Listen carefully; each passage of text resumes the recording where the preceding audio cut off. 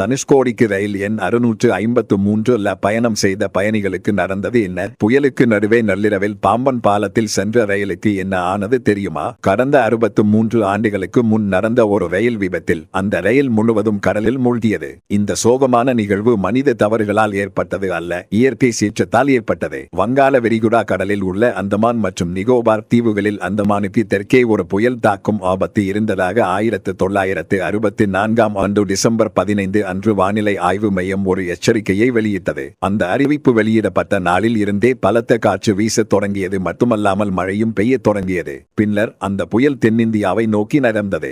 சரியாக 7வது நாள், அதாவது டிசம்பர் 22 அன்று இலங்கையிலிருந்து மணிக்கு 110 கிலோமீட்டர் வேகத்தில் இந்தியாவை அந்த புயல் நெருங்கியது. இதைத் தொடர்ந்து தமிழகத்தின் பாம்பன் தீவை மணிக்கு 200 கிலோமீட்டர் வேகத்தில் புயல் தாக்கியது. பகல் முடிந்ததும் இரவு நேரத்தில் அப்புயல் தீவிரமடைந்தது.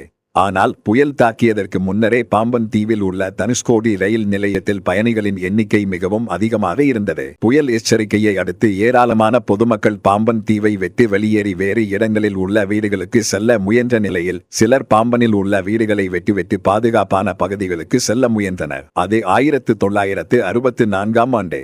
பாம்பன் தீவில் இருந்து பிற நகரங்களுக்கு செல்ல ரயிலை தவிர வேறு போக்குவரத்து வசதிகள் இல்லாத காலம் அது. புயல் முன்னறிவிப்பை தொடர்ந்து ஏராளமான பொதுமக்கள் பகல் நேரத்தில் ரயில் மூலம் அங்கிருந்து வெளியேறினர். ஆனால் டிசம்பர் 22ஆம் தேதி இரவு கடைசி ரயிலில் ஏறியவர்களுக்கு சிறிது நேரத்தில் என்ன நடக்கும் என்று அப்போது தெரியாது. பாம்பன் தீவை இந்தியாவின் நிலப்பரப்புடன் இணைக்கும் 2 கிலோமீட்டர் நீளமுள்ள பாம்பன் பாலம் கடல் பயணங்களை நேசிப்பவர்களால் இன்றும் விரும்பப்படுகிறது. இந்த பாலம் பாம்பன் தீவை தமிழ்நாட்டின் மண்டபம் ரயில் நிலையத்துடன் இணைக்கிறது. தனுஷ்கோடியில் இருந்து மண்டபம் ரயில் நிலையம் நோக்கி சென்ற பயணிகள் ரயிலை ஓட்டியவர் இரவு காலை 8:30 மணிக்கு மண்டபம் கட்டுப்பாட்டு அறைக்கு ஒரு தகவல் அனுப்பினார். தனுஷ்கோடி ராமேஸ்வரம் ரயில் தண்டவாளத்தில் பெரும் புழுதி படிந்திருந்ததாகவும் அதனால் ரயிலை இயக்குவது சிரமமான செயல் என்றும் அந்த தகவலில் தெரிவிக்கப்பட்டிருந்தது. இதையடுத்து ஒரு ஆய்வாளரும் ரயில்வே பணியாளர்களும் பாலத்தை ஆய்வு செய்ய சென்றனர். பணியாளர்களின் உதவியுடன் ரயில் பாதை சுத்தம் செய்யப்பட்டது.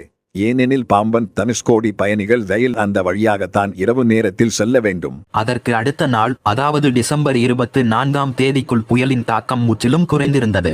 ஆனால் அந்த பகுதியை சுற்றிலும் எங்கு பார்த்தாலும் புயல் தாக்கத்தினால் உருவான அழிவு காட்சிகள் தான் கண்களுக்கு புலப்பட்டன. புயல் பாதிப்பில் நூற்றுக்கணக்கானோர் உயிரிழந்திருந்தனர். பல கோடி ரூபாய் நிதி இழப்பும் ஏற்பட்டிருந்தது. புயலால் அந்த நகரமே முழுவதுமாக அழிந்திருந்தது. இந்நிலையில் ரயில்வே பணியாளர் ஒருவர் கடற்கரையில் சந்தேகத்திற்கிடமான ஏதோ ஒன்றை கண்டார். புயல் காரணமாக பல பொருட்கள் தரையில் இருந்து பறந்து கடலுக்குள் சென்றிருந்தன. இதேபோல் கடலுக்குள் இருந்தும் ஏராளமான பொருட்கள் கரைக்கு அடித்து வரப்பட்டிருந்தன. அந்த சந்தேக பொருளை பார்த்தவுடனே அது என்னவென்று அவருக்கு முழுமையாக புரிந்திருந்தது.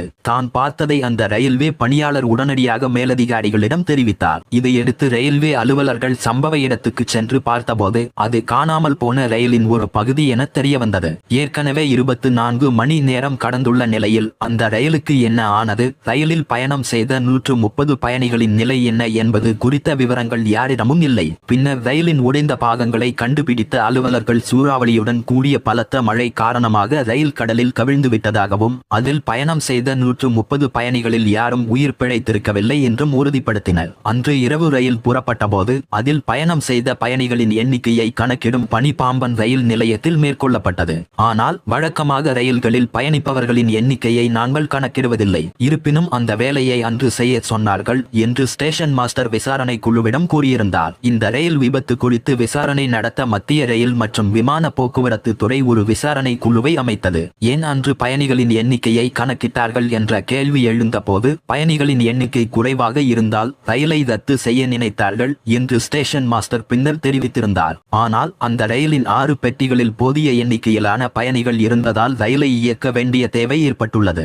இந்த சோகமான விபத்தில் இறந்தவர்களின் சரியான எண்ணிக்கை யாருக்கும் தெரியாது என்று விசாரணை குழு அறிக்கை கூறுகிறது. ரயிலில் பயணம் செய்த 110 பயணிகளும் 18 ரயில்வே ஊழியர்களும் உயிரிழந்ததாக அந்த செய்தியில் தெரிவிக்கப்பட்டுள்ளது. இந்த விபத்து குறித்த விசாரணையை நிறைவு செய்த அலுவலர்கள் கடல் அலைகளில் ரயில் அடித்து செல்லப்பட்டது என்று முடித்துள்ளனர். இந்த விபத்துக்கு யாரும் பொறுப்பேற்கும் நிலை ஏற்படவில்லை. மாறாக அந்த விபத்து ஒரு இயற்கை பேரழிவு என்று அழைக்கப்படுகிறது. தகவல் BBC தமிழ்.